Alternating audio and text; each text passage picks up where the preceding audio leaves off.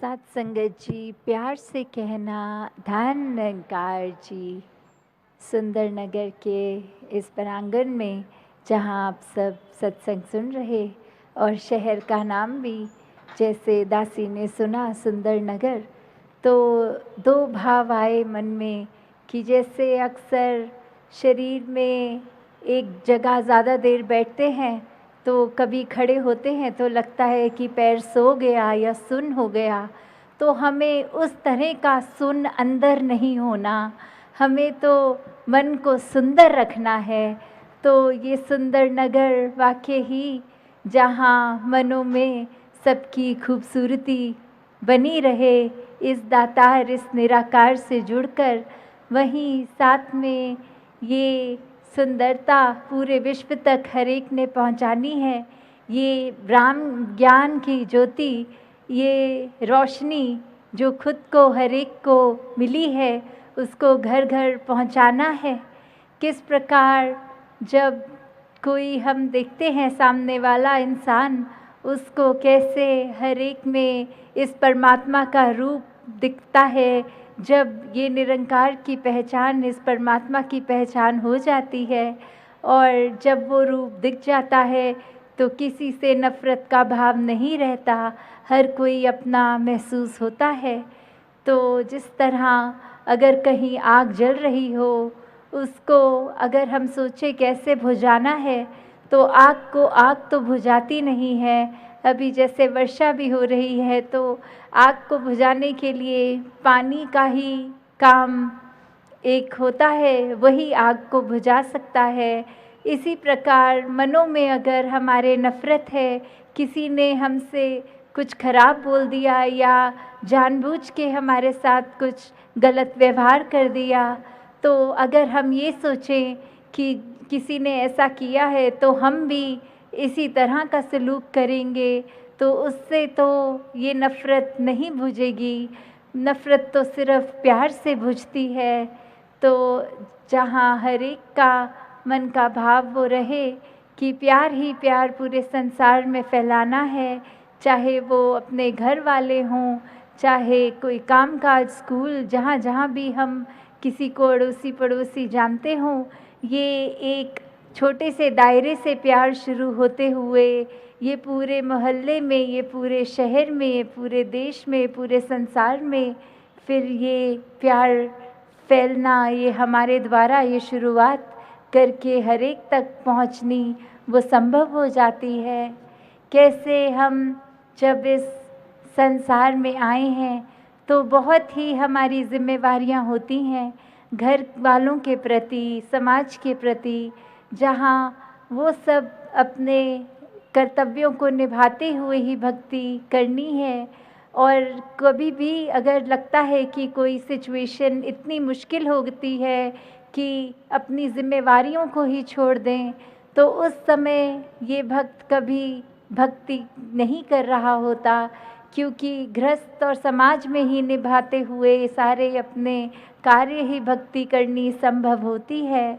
जिस तरह उदाहरण भी देखें तो अगर कोई फौज में है तो अगर वो अपनी जिम्मेवारी से, अपनी ड्यूटी पॉइंट से हट के भाग जाता है तो उसको शाबाशी तो नहीं मिलती।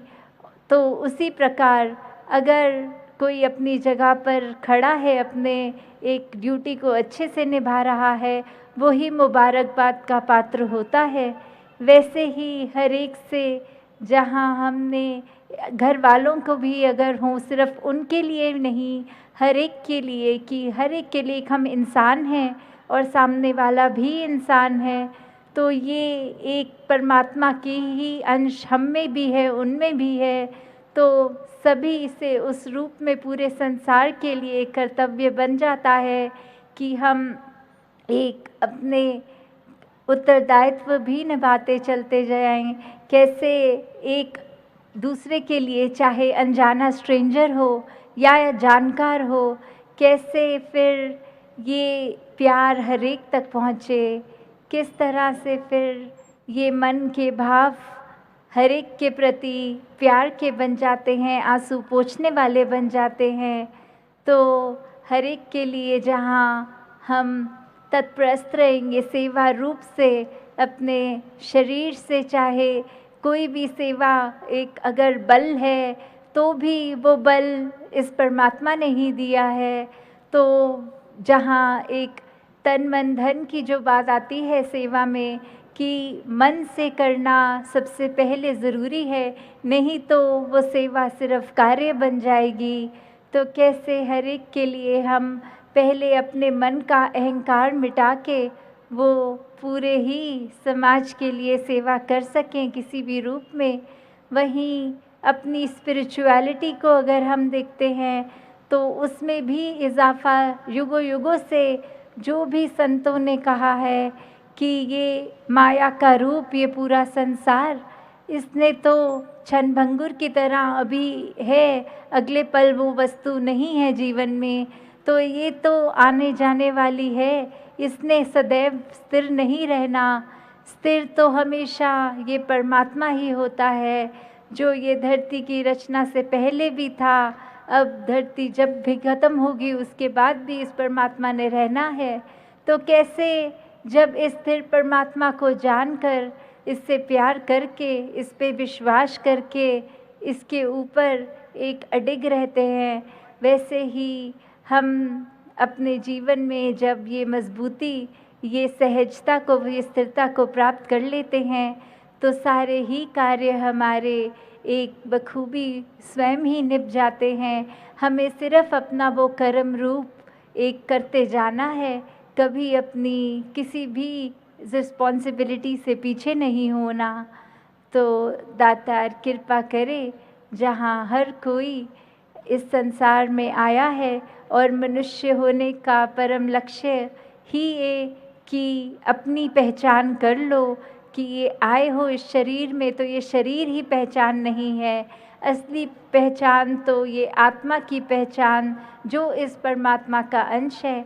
तो कैसे ये पहचान सिर्फ जीते जी ही की जा सकती है।